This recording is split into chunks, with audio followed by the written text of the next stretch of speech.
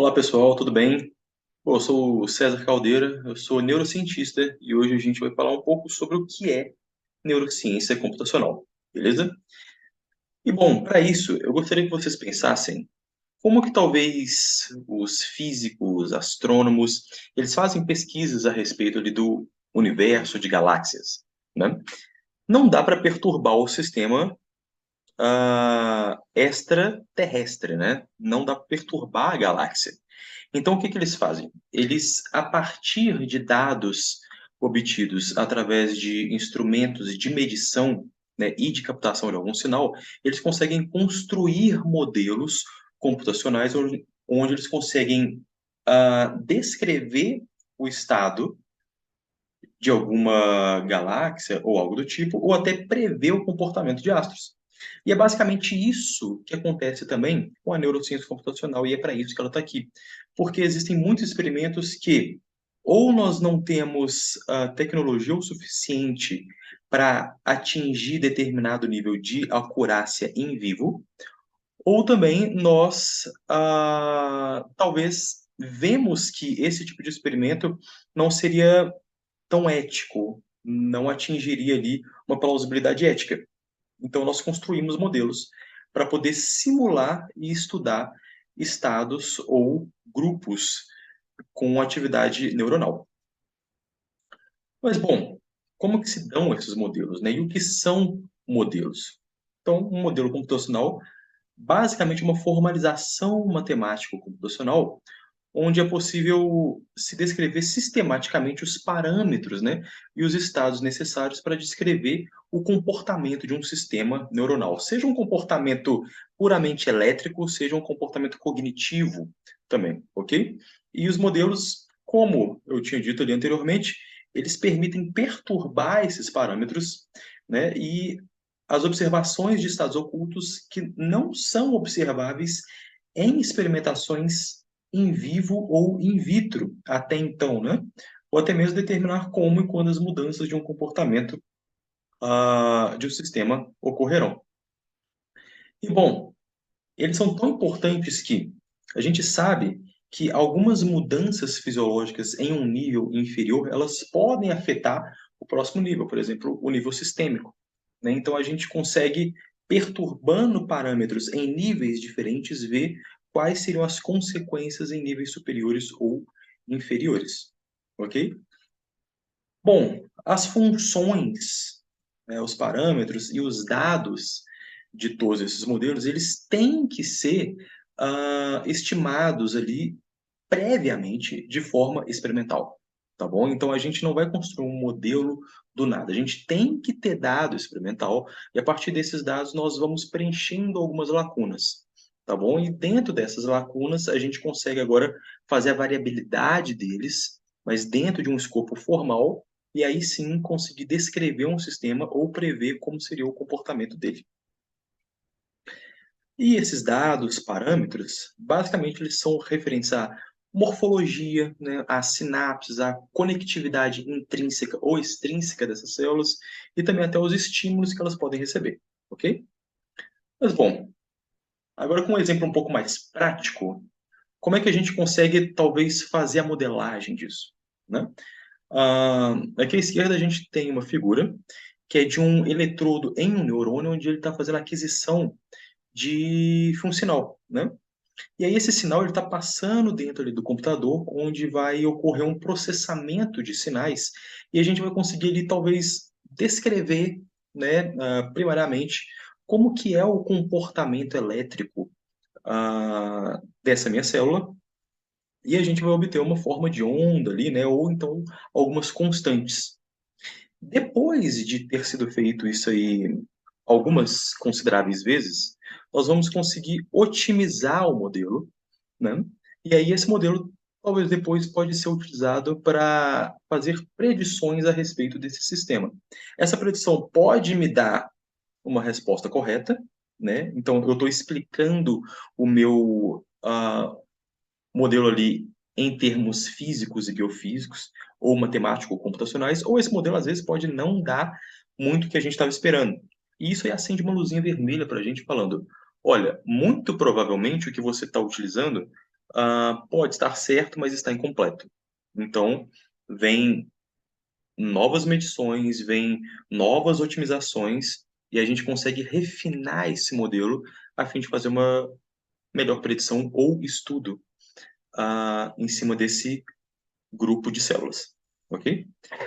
Partindo para um exemplo um pouco mais real, nessa figura ali de cima, a gente tem um neurônio onde a gente está aplicando uma corrente I de T e ele está nos dando esse traçado superior aqui, que é a atividade elétrica dele. E aí a gente também, paralelamente, a gente aplica uma corrente artificial agora I de T à minha função que está descrevendo o meu modelo, tá bom? E ele pode me dar, de acordo, né, com as especificações, um traçado muito semelhante ao que é esperado em vivo. Então, provavelmente, esse modelo está conseguindo explicar biofisicamente o que é necessário para que todo aquele meu grupo neuronal ou aquela célula única se comporte dessa forma. Nesse caso, né, ah, ficou muito semelhante se não tiver igual, né? Então, a gente tem ali todos os disparos basicamente ali com os mesmos tempos, ali as oscilações muito próximas umas ali das outras. Então a gente vê que esse modelo ele cumpriu perfeitamente o seu papel. Mas nem só de células únicas vive a neurociência computacional também, né? Aqui a gente consegue ver estados neuronais. E esses estados neuronais, eles podem ter maior ou menor assincronia. E esse é um dos grandes trabalhos e talvez um dos mais fortes trabalhos da neurociência computacional, que é construir modelos que simulem maior ou menor grau de sincronia ou regularidade entre as células. E é tão importante esse trabalho que existem diversas comorbidades neurológicas ou psiquiátricas que têm fundo em sincronia e assincronia, tá bom? Bom, aqui a gente tem mais um exemplo, né, que é de 3 grupos de células, onde a gente fez uma simulação, né, e aí nós temos 800 células aqui desse grupo laranja, 200 do grupo azul escuro e mais 800 desse grupo em azul claro. E através dessa simulação nós conseguimos prever como que é o comportamento global dessas 3 redes interagindo entre si.